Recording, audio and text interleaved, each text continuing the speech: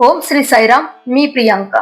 काळाच्या ओघात काही ठिकाणं नाहीशी होतात, पण त्यांची आठवण, त्यांची महिमा आणि तिथं उमटलेले आध्यात्मिक स्पंदन कायमच जिवंत राहते. आज आपण बोलणार आहोत अशा एका पवित्र स्थळाबद्दल, शिर्डीतील साठेवाड्याबद्दल, जे आज भौतिक स्वरूपात नसले तरी साई भक्तांच्या हृदयात आजही अजरामर आहे.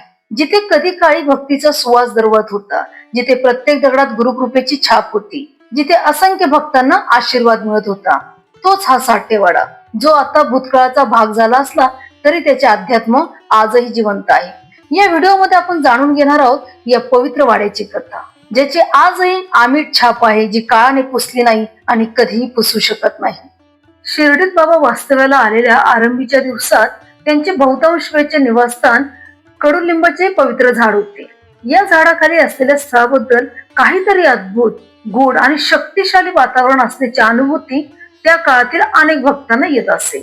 सगुण वेरू नाईक, कमलाकर दीक्षित, मुंबईचे डॉक्टर रामराव कोठारे यांचे कंपाऊंडर आणि त्यांचा सहकारी बायजी अलिबागकर यांनी वारंवार चर्चा करून असा निष्कर्ष काढला की या ठिकाणी बाबांच्या पादुकांची स्थापना केली तर त्या ठिकाणचा आध्यात्मिक प्रभाव आणखी वाढेल. ही कल्पना प्रत्यक्षात आणण्यासाठी डॉक्टर रामराव कोठारे यांनी श्री उपासनी महाराजांच्या मार्गदर्शनाखाली खास संगमरवरी पादुका बनवून घेतल्या आणि त्या शिर्डीत आणल्या. 1912 सालची श्रावण शुद्ध पौर्णिमा हा तो शुभ दिवस. साठेवाड्याच्या जवळच्या निंबाखाली बाबांच्या पादुकांची भव्य सोहळ्यात प्रतिष्ठापना झाली.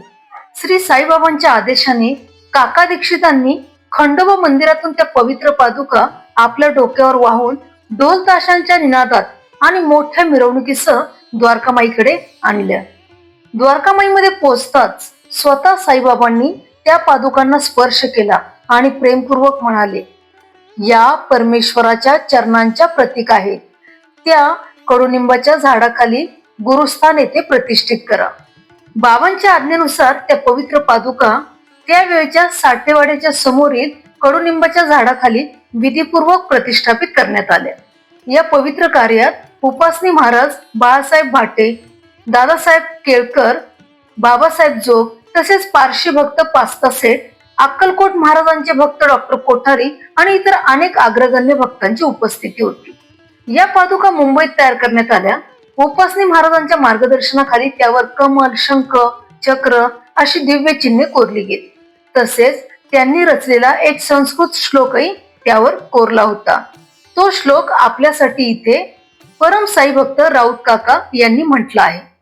सदा निंबवृक्षस्य मूलादिवासात् सुधास्त्रवीण्यं तिक्त्यमप्यं प्रियन्तं तरुं कल्पवृक्षादिकं साधयन्तं नमामीश्वरं सद्गुरुं साईनाथम्.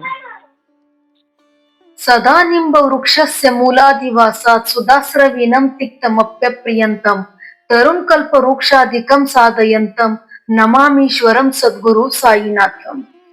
मी साईनाथांना वंदन करतो, जे कडुनिंबाच्या झाडाखाली बसतात, ज्या अमृतासमान सर्वांवर कृपा करतात आणि जे कल्पवृक्षापेक्षा अधिक वरदायी आहे. सनातन धर्मामध्ये पादुकांचे महत्व अत्यंत उच्च मानले जाते. साईबाबांनी ही पादुका पूजेचे महत्व अनेक प्रसंगी अधोरेखित केलेले आहे. एकदा साईबाबांनी काका दीक्षितांना चांदीच्या पादुकांची एक जोडी दिली होती. त्या पेटीच्या झाकणावर हनुमंताची प्रतिमा कोरलेली होती. बाबांनी सांगितले, या पादुका नेहमी सोबत बाळगा, त्या तुम्हाला संरक्षण देतील. साई व्यास म्हणून गौरवले गेलेले श्री बी.व्ही. नरसिंह स्वामी आपल्या शिष्याला सांगत, लक्षात ठेवा, साईबाबा साकारही आहेत आणि निराकारही आहेत. प्रथम त्यांच्या पवित्र चरणावर मन केंद्रित करा. चरणापासून शिरापर्यंत आणि पुन्हा शिरापासून चरणापर्यंत ध्यान करा आणि आपले सर्वस्व त्यांच्या चरणी समर्पित करा. जवळच्या निंबाखाली बाबांच्या पादुकांची भव्य सोहळ्यात प्रतिष्ठापना झाली.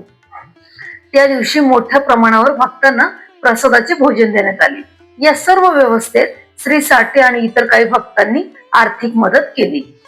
त्या दिवसापासून सतत पादुकांवर अभिषेक, आरती, पूजा आणि सेवा होत राहिली. यामुळे साठेवाडा अत्यंत पवित्र, आध्यात्मिक आणि भक्तिभावाचा केंद्रबिंदू बनला. अशा वातावरणात तेथे रोज सत्संग, ग्रंथपठण, साई लीलेचे कथन आणि भक्तांचा सततचा वावर दिसू लागला.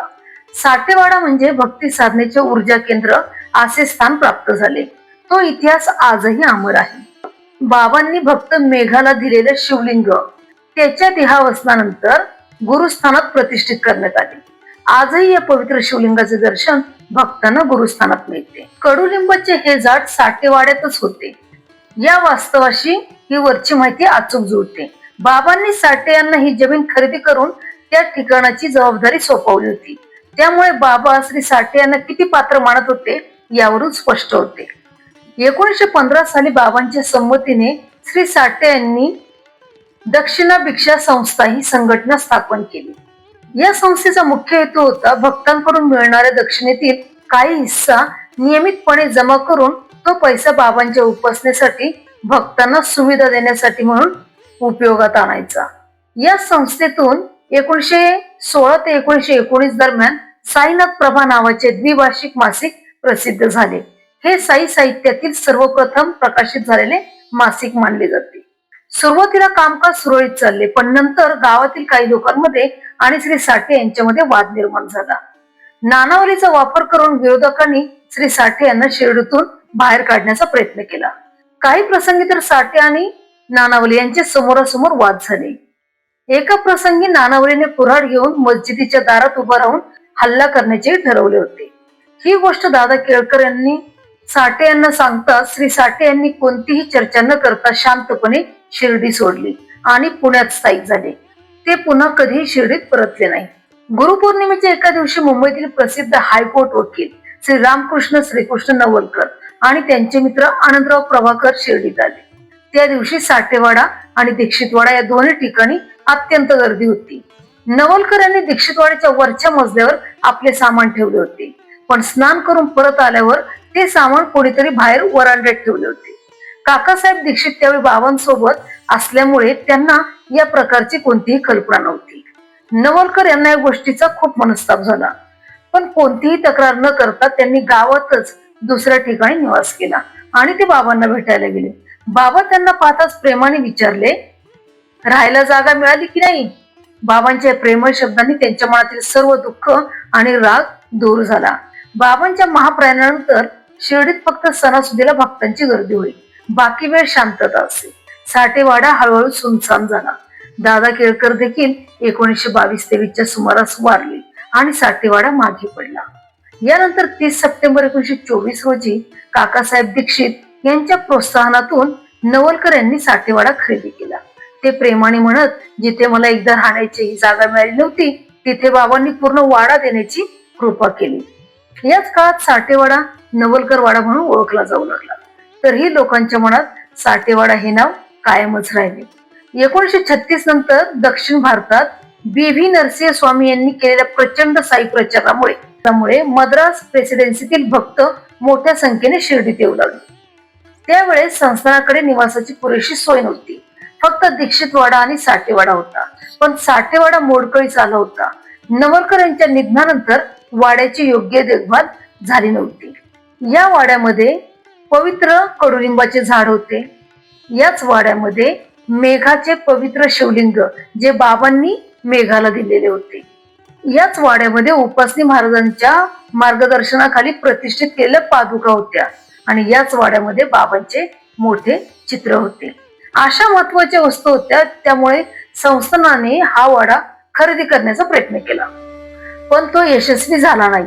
नंतर संस्थानचे विश्वस्त श्री वसंतराव गोरक्षकर यांच्या प्रयत्नातून 1939 साली नवलकर कुटुंबाने संपूर्ण वाडा विनामूल्य संस्थानाला दान दिला. यानंतर जुना वाडा पाडून संस्थानाने 2 मजली रहिवासी इमारत बांधली. पुढे इतरत्र निवास व्यवस्था झाल्यावर ही इमारत संस्थानाच्या कार्यालयात रूपांतरित झाली. या इमारतीच्या जिन्याखाली असलेल्या एका छोट्या खोलीत पूज्य श्री शिवनेशन स्वामी राहत असत. ही एक खास नोंद आहे. शिवनेशन स्वामीजी हे शिर्डी साईबाबांचे एक आदरणीय भक्त आणि प्रेषित होते. ते शिर्डीमध्ये विशेषतः द्वारकामाई आणि चावडी येथे आयुष्यभर निस्वार्थ सेवेसाठी ओळखले जातात, ज्यामध्ये साईबाबांच्या श्रद्धा आणि सबुरी या शिकवणीचा समावेश होता. ते मूळचे कोइंबतूरचे होते आणि त्यांनी आईच्या निधनानंतर सांसारिक जीवनाचा त्याग केला. मुंबईत एका गुरुकडून आध्यात्मिक मार्ग शोधला आणि 1953च्या सुमारास शिर्डी येथे स्थायिक झाले. बाबांच्या पवित्र स्थानांची सेवा करण्यासाठी आणि भक्तांना मार्गदर्शन करण्यासाठी त्यांनी आपले जीवन व्यतीत केले. साठेवाड्याच्या या आठवणींच्या प्रवासात माझ्या सोबत राहिल्याबद्दल तुम्हा सर्वांचे मनापासून धन्यवाद. वाडा नाहीसा झाला असला तरी त्याचा इतिहास, अभिमान आणि संस्कृती आपल्या मनात कायम जिवंत आहे. माझा हा साई प्रयत्न आवडला असेल तर लाईक, कमेंट आणि सबस्क्राईब नक्की करा. पुन्हा भेटूया एका नव्या कथेसोबत. ओम श्री साईराम.